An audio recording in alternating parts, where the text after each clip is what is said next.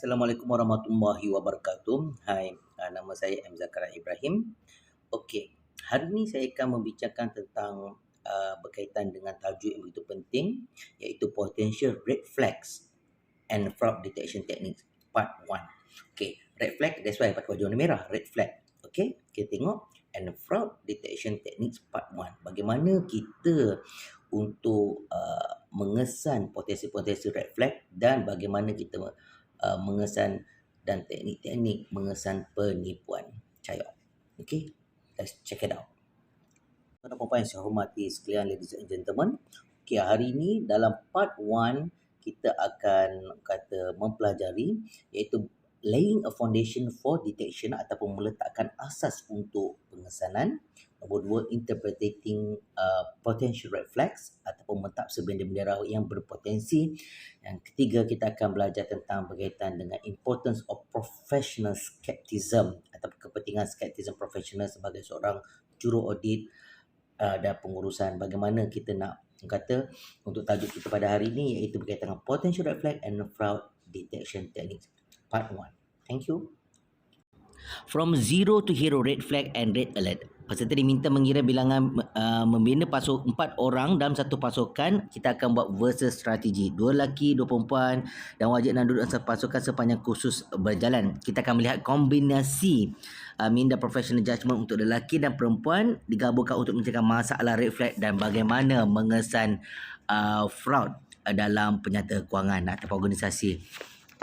Okey, jadi tuan-tuan dan puan-puan, apa itu red flag? Red flag yang mana kita orang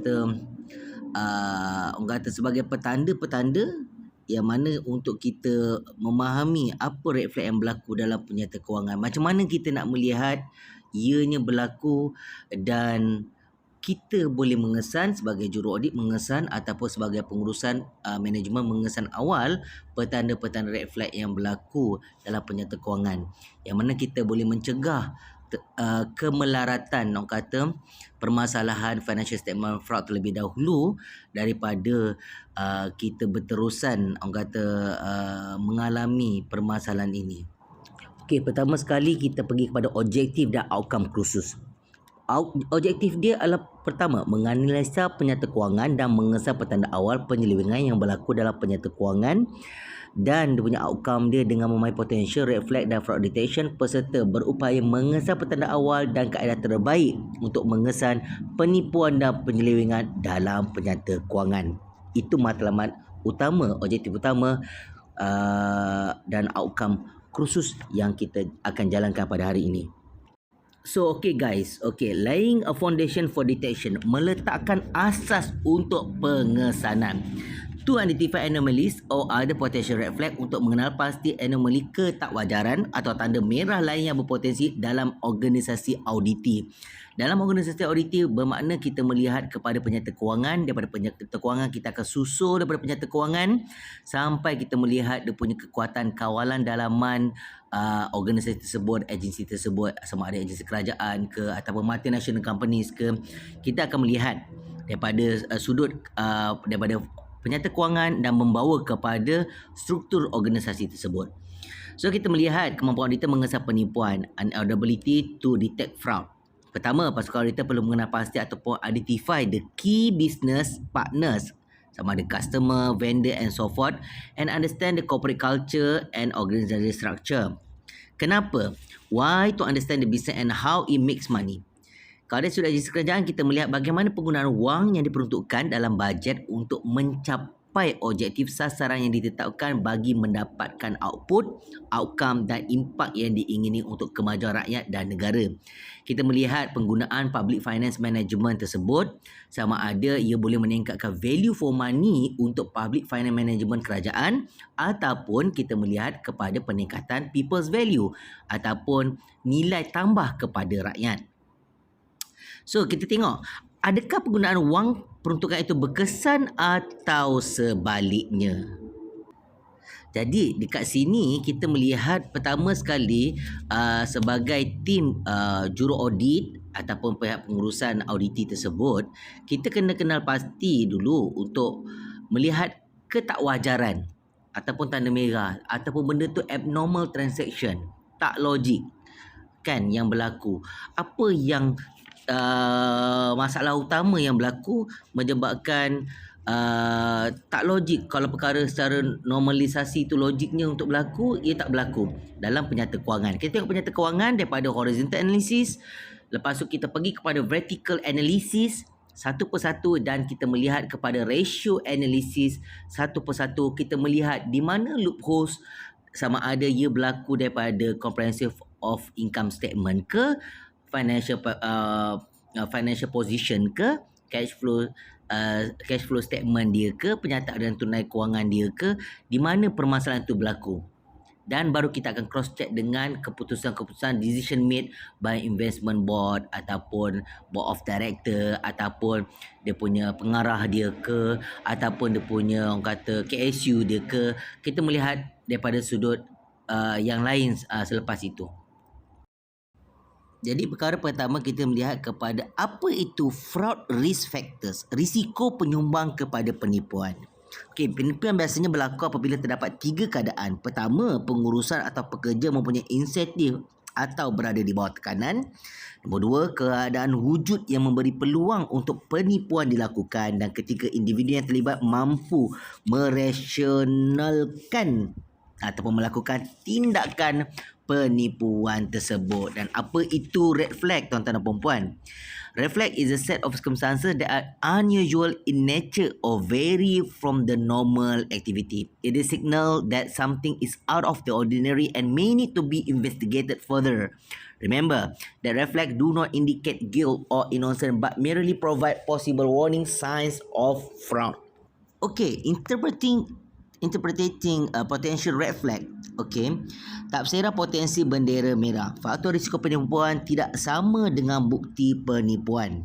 Okey, faktor risiko penipuan mungkin menunjukkan wujudnya risiko selain daripada penipuan.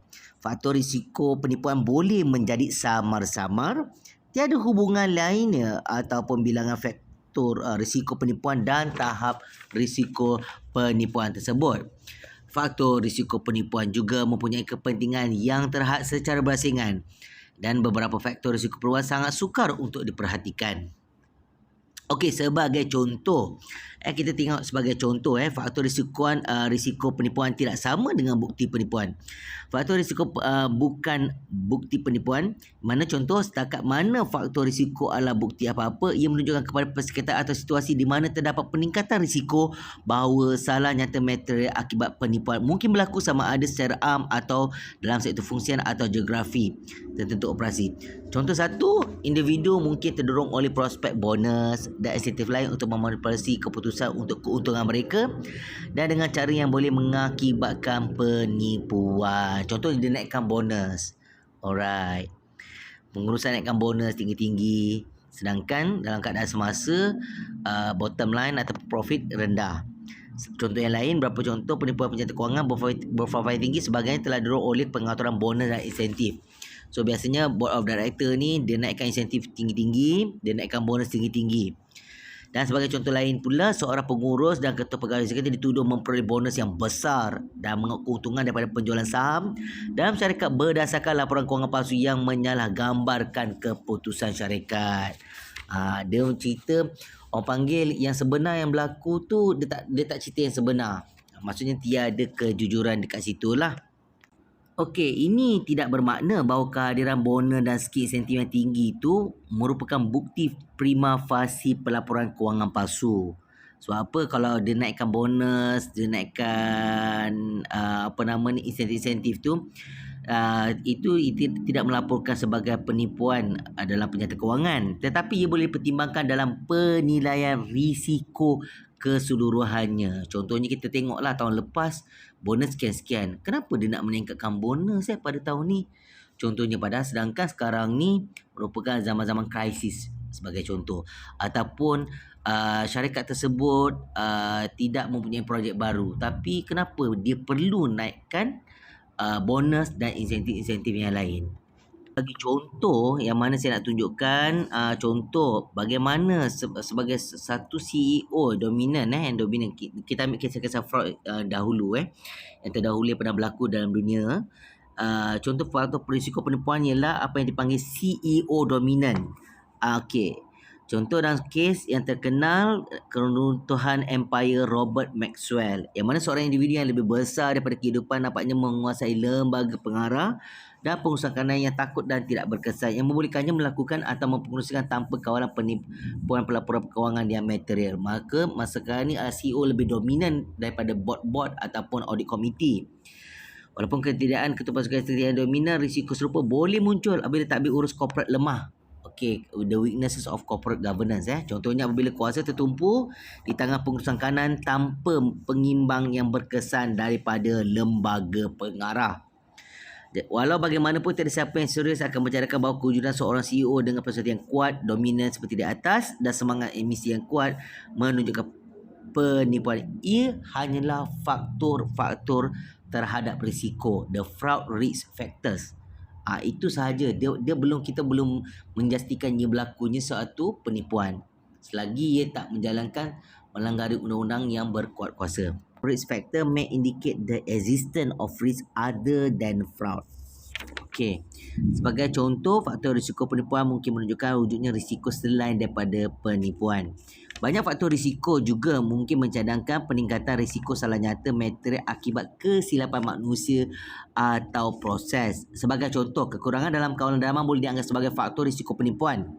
Tetapi ia juga menimbulkan risiko bahawa ralat mungkin berlaku dan tidak dapat dikesan tanpa sebarang niat untuk melakukan penipuan. Sebab penipuan ni dia perlu merangkumi intention, ada niat, ada motif dia nak melakukan penipuan dan penipuan tu benar-benar berlaku. Jadi kadang-kala kawalan dalaman yang lemah hanya gagal untuk menghadkan atau mengenal pasti kesilapan perakaunan atau pelaporan. Juru audit tidak seharusnya menolak mana-mana kemungkinan tanpa alasan yang munasabah untuk berbuat demikian. Ini seorang juru audit ni dia ada satu orang panggil professional skepticism. Orang kata professional skepticism, dia orang ni pengesanan, dia merasa was-was terhadap auditi. Dia akan mencari kelemahan auditi, mencari kelemahan auditi yang mana tujuannya untuk peluang penambahbaikan terhadap auditi tersebut supaya ia menjadi suatu auditi yang mantap dan orang kata peraturan kewangannya berkuat kuasa seperti yang sepatutnya. Okey, perolehan dia bagus, urus takbir dia bagus, kedudukan kewangan dia pun bagus. Lagi contoh yang lain. Contoh fraud risk factor can be ambiguous ataupun samar-samar. Okey, sebagai contoh samar-samar ni, faktor risiko penipuan boleh menjadi samar-samar adalah terdedah kepada tafsiran tidak bersalah dan jahat. Contohnya, hakikat bahawa sebuah syarikat mempunyai struktur kompleks dengan sejumlah besar syarikat di luar negara dan perdagangan dalam syarikat yang ketara mungkin menunjukkan peningkatan risiko penipuan atau ia mungkin sekadar ciri sah perniagaan tersebut. Kadang-kadang kita tengok satu syarikat tu dia ada orang kata multi layer. Syarikat dia ni ada orang kata syarikat dekat luar negara, dia buka cawangan kat luar negara kan. Dia bukannya kita nak orang kata membuat amla ataupun membuat penipuan secara bersasar dengan cara mewujudkan orang kata syarikat di luar, di pesisir pantai semua, tapi ia mungkin daripada sudut lain memang itu yang terbaik bagi memastikan operasi syarikat berjalan dengan bagus dan lancar. Sebab tu contoh mungkin daripada hal-hal isu transfer pricing, dia buka satu syarikat dekat luar negara yang mana kat situ lebih menguntungkan syarikat tersebut. Kalau kita tengok daripada sudut lain menguntungkan syarikat tersebut ataupun operasi ni lebih dekat bagi tujuan import dan ekspor. Iainya kita sebagai juru audit kena melihat secara tepat dan jitu benda tu salah ataupun tidak. Apa flow dia, di mana wang yang disalurkan tu, cash flow, operating expenses dia pergi mana, buat apa tujuan, apa motif dia. So kita tidak boleh terus membuat kata kesimpulan bahawa ianya penipuan. Sebab kadang-kadang ia duduk dalam kata risiko-risiko yang samar-samar, nampak macam ya, nampak macam tidak. Kalau dalam Al-Quran tu macam efak hakiki lah, samar-samar cara sebutan dia. Okey, so kat sini kita melihat tuan-tuan dan puan-puan, okey, yang mana there is a non-linear relationship between the number of fraud risk factor and the level of fraud risk. Maksudnya tiada hubungan yang linear ataupun antara bilangan faktor risiko penipuan dan tahap risiko penipuan. Secara umum, lebih banyak faktor risiko yang dikenal pasti oleh juru audit klien, lebih besar risiko penipuan secara keseluruhannya. Tetapi walaupun beberapa faktor risiko dalam bidang utama mungkin menjadi punca kebimbangan, percubaan ringkas untuk mengukur risiko penipuan dengan faktor risiko adalah tersasar. Yang mana objektifnya bukan untuk menganggarkan penggunaan salah penyata yang ketara disebabkan penipuan akan berlaku, tetapi sebaliknya untuk mengenapasi di mana dan dalam cara yang mana mungkin berlaku penipuan dalam penyata keuangan. Okay, tuan-tuan dan puan-puan, ladies and gentlemen, some fraud risk factor are very difficult to observe. Kita tengok perkara-perkara penipuan ni kita nak mengesannya bukannya mudah. Beberapa faktor risiko penipuan sangat sukar untuk diperhatikan. Contohnya, faktor risiko penipuan tertentu pada asalnya adalah kerana fikiran atau berkaitan dengan kehidupan peribadi individu atau hal ehwal kewangan peribadi. Mereka mungkin mustahil untuk diperhatikan secara langsung. Juru audit mungkin menyadari tanda-tanda tidak langsung bahawa keadaan fikiran atau faktor kehidupan peribadi yang berkaitan mungkin wujud. Okay, red flag, indication of possible financial statement fraud, lack of independent competence, oversight or diligence. Dan nombor 2, weak internal control process. Kita tengok pertama, lack of independent competence, oversight or diligence. Kurang kebebasan kecekapan pengawasan atau ketekunan. Sebarang kekurangan kebebasan antara pengurusan, juru audit dalaman dan juru audit luar untuk menjejakkan suatu asas yang direka untuk mencegah financial statement fraud. Sebarang kekurangan kecekapan pengawasan atau ketekunan di pihak jawatankuasa audit, audit komiti atau juru audit dalaman yang mana ia pun orang kata kebarangkalian boleh berlakunya penipuan dalam penyata kewangan. Okey, sebab kita kena ada satu badan audit komiti untuk pantau satu perkara. Kita tengok apa dia punya keputusan-keputusan, cara-cara, kaedah-kaedah pemantauan yang dilakukan oleh audit komiti. Kita perlu melihat juga daripada bagaimana audit dalam mengesan kata penipuan yang berlaku dalam organisasi tersebut. Kita nak kena tahu juga apa audit dalam punya laporan.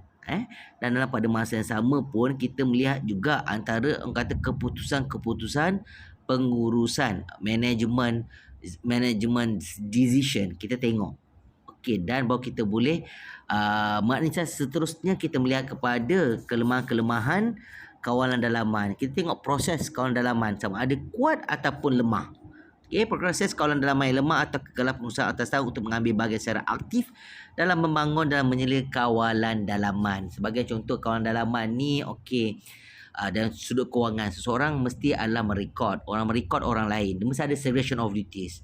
Merekod orang lain, orang kata menyimpan duit orang lain, menghantar duit orang lain. Contoh itu kawalan-kawalan dalaman. Jadi ada cara efektif.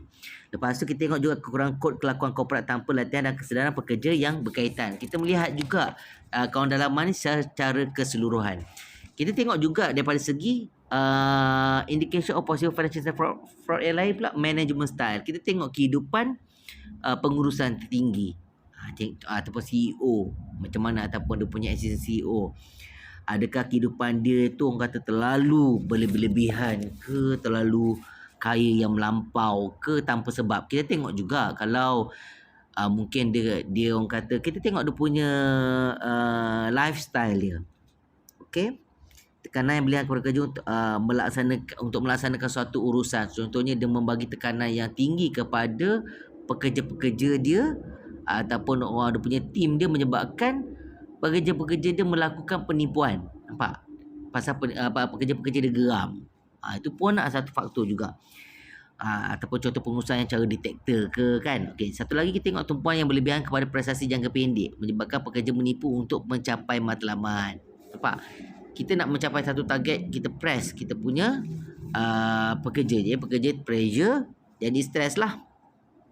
So gaya autokrasi ataupun gaya pimpinan manajemen yang berlebihan juga menyebabkan pekerja bersetuju untuk melakukan penipuan. Oleh kerana dia geram, asyik kena tekan je ni kan, gaji tak baloi. Adiknya dia menggunakan, ada peluang, ada ruang dia gunakan kaedah macam mana cara untuk melakukan penipuan terhadap penyerta kewangan ke, ataupun menyebabkan syarikat tu rugi ke, dia rosakkan produk ke.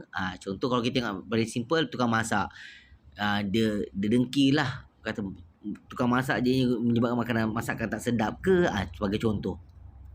Okey, dan antara contoh lain kita tengok amalan berkaitan kekitangan pusingan ganti pekerjaan yang tinggi, terutama dalam kalangan pengurusan atasan. Pengurusan atasan yang tidak berpengalaman ke, mengambil pekerja tanpa menapis latar belakang bakal pekerja. Kita takut pekerja itu pernah lagi dadah. Takut. Okey, so kita tengok lagi tuan-tuan dan puan-puan. Okey, red flag indication of possible financial statement fraud. Okey, selainnya kita tengok daripada segi accounting practices. Accounting practices kita tengok weak audit trails, kita tengok losses of accounting record, weak or poorly organized accounting information system, lack of cooperation with auditors or the audit committee. So kita tengok auditor ni dengan audit committee ni dia tak bekerjasama dengan bagus. Lepas tu kita tengok juga ada kehilangan rekod dalam kewangan. Kenapa boleh hilang? Sebagai contoh, kenapa boleh hilang? Losses of accounting record. Kenapa record tu boleh hilang? Weak audit trail. Apa yang berlaku ni? Lepas tu kita tengok juga company financial condition. Tengok, extremely high earnings or sudden increase in earning ke? Tiba-tiba meningkat je. Daripada segi orang kata bottom line, keuntungan, earning dia untung. Tapi tengok cash flow, tak meningkat-meningkat. Nampak? And then kita tengok pula declining cash flow from operation or low cash flow relatively to net income. So dia tengok macam tak logik. Kenapa pula cash flow makin lama makin rendah? Kan? Operasi makin tinggi, earning makin tinggi. Dia tengok ada benda yang tak logik, abnormal. Lepas tu kita tengok juga declining sales or market share menurun. Kenapa menurun? Mesti ada penipuan tu. Lepas tu existing accumulation of inventory relative to sale. So ni antara dia punya faktor-faktor yang terlibat daripada segi accounting practices dan juga company's financial condition. Okay. Daripada sudut kerajaan kita tengok, okay, duit peruntukan dah dibelanjakan, tapi projek tu tak ada. Projek tu tak ada pun tak boleh juga. Projek tu terbengkalai. Sebab apa? Bekalan tak dihantar, tapi pembayaran telah dilakukan. Sebab apa? Dah kenapa? Contohnya. Jadi tuan-tuan dan puan-puan, kat sini apa perkara yang paling penting sebagai juru audit dan pasukan audit? Dan dalam pada masa sama pun kita ada pasukan daripada manajemen kita tengok kan. Dua perkara, satu auditor, satu lagi auditee, orang yang dia audit. Okey, yang paling penting daripada auditor adalah merupakan importance of professional skepticism. Okey. So seorang juru audit ni dia kena menjalankan keraguan profesional, bermakna dia mempunyai penjagaan profesional yang mencukupi. Maksudnya dia ada sifat keraguan-raguan syak wasangka yang jitu terhadap auditi. Dah itu memang kriteria yang sepatutnya juru audit ada dalam minda dan tim dia juga. Alright. So professional skepticism is the creativity of an effective auditor and important in the consideration of fraud risk. Maksudnya macam meragu-ragu lah. Betul ke auditing macam ini? Betul ke auditing macam ini? Okey, so apa contohnya? Okey, contohnya keraguan di tempat kerja. Teliti isu dengan teliti. Teliti dan teliti dan teliti dan teliti dapatkan bukti tambah jika perlu dan berunding dengan ahli pasukan lain. Kita kena bincang.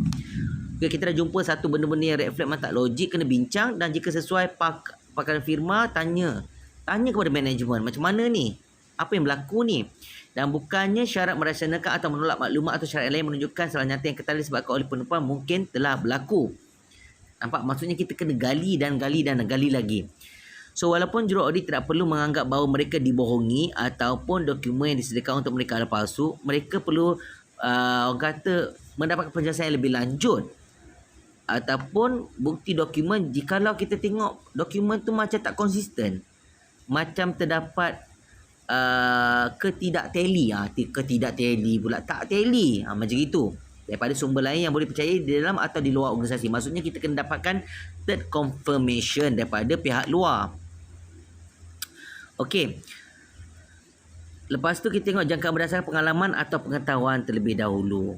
Okay, so bila kita tengok when such inconsistency arise, auditors will not simply accept the evidence offered because they believe the individual concerned or management generally to be honest, keeping an open mind, developing a heightened awareness, seeking cooperation, making a critical assessment of evidence. Yang paling penting adalah bukti audit. So sebelum pelaporan nak dilakukan terhadap contohnya ada isu penipuan penyata kewangan, kita sebagai seorang juru audit perlu dapatkan bukti dengan tepat daripada pihak dalaman. Kalau kita ragu-ragu, kita buat cross check kepada third confirmation ataupun pihak pengasahan daripada pihak third party, orang luar, daripada bank ke, daripada debtors ke, penghutang ke, ataupun daripada orang yang mendapat manfaat, contohnya penyaluran bantuan skim kemiskinan kan, contohnya kepada orang miskin. Kita kena pergi tanya kat orang miskin tu, you betul-betul dapat bantuan tak, lama atau cepat dapat bantuan, sebagai contoh. So third party confirmation. Yang saya hormati sekalian, sebagai seorang juru audit, apakah perkara yang kriteria yang perlu ada pada tuan-tuan dan perempuan? Okey, pertama kita kena developing a heightened awareness, membangunkan kesedaran yang tinggi. So the auditor should not rush to judgment in situation in which risk factors are identified. So bila kita tengok rasa macam ada penipuan lah, tapi kita kena buat further analysis, fact finding dan testing often lead to the conclusion that despite the presence of certain risk factor, no material statement resulting from fraud has arisen. So kita kena pastikan benda tu betul-betul disahkan penipuan, baru kita boleh buat pelaporan ianya menipu. So jangan tergesa-gesa.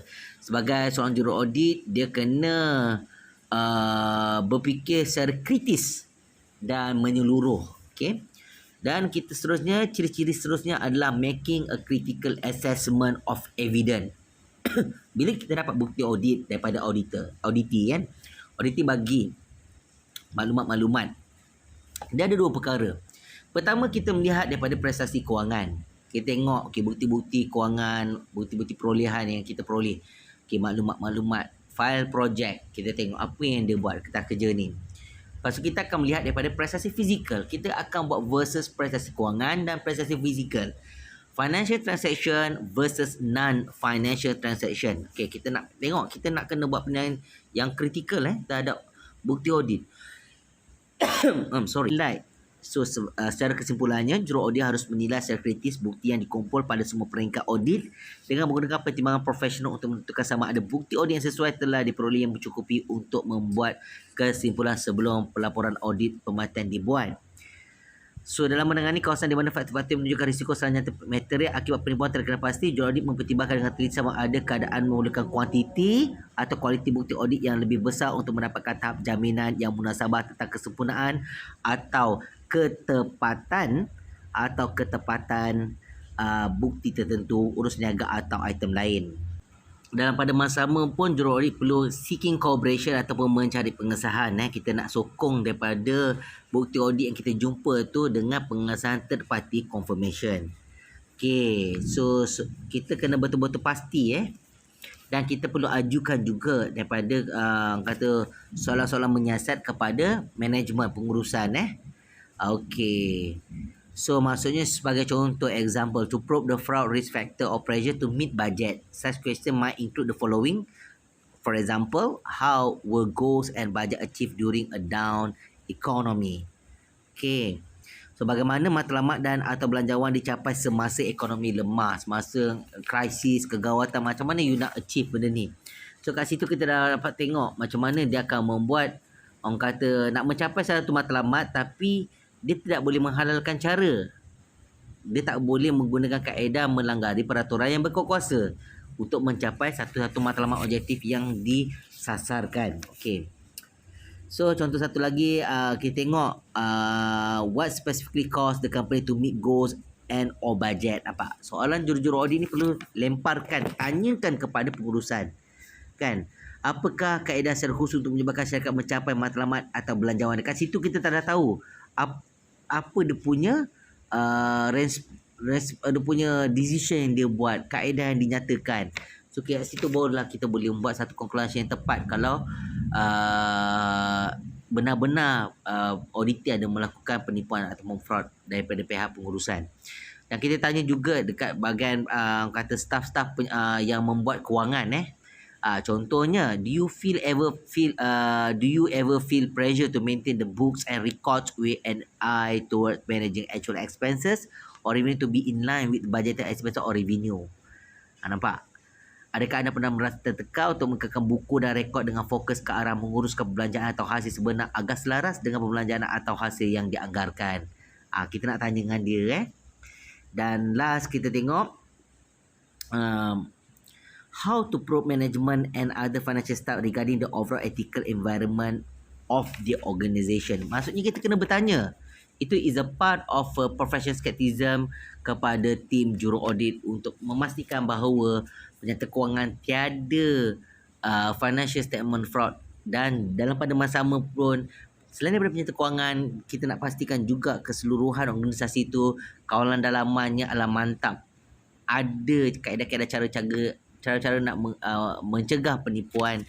Dan kita kena perlu pastikan bahawasanya laporan yang dikeluarkan, financial statement yang dikeluarkan, penyata kewangan yang dikeluarkan itu mantap, betul-betul tepat, yang boleh dipercayai, reliable reliability tu kena ada.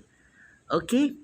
Nah, kita berjumpa lagi daripada episod lain dalam rancangan Mari Kita Belajar pada kali ini berkaitan dengan potensi red flag dan fraud detection techniques part 2 selepas ini. Wassalam.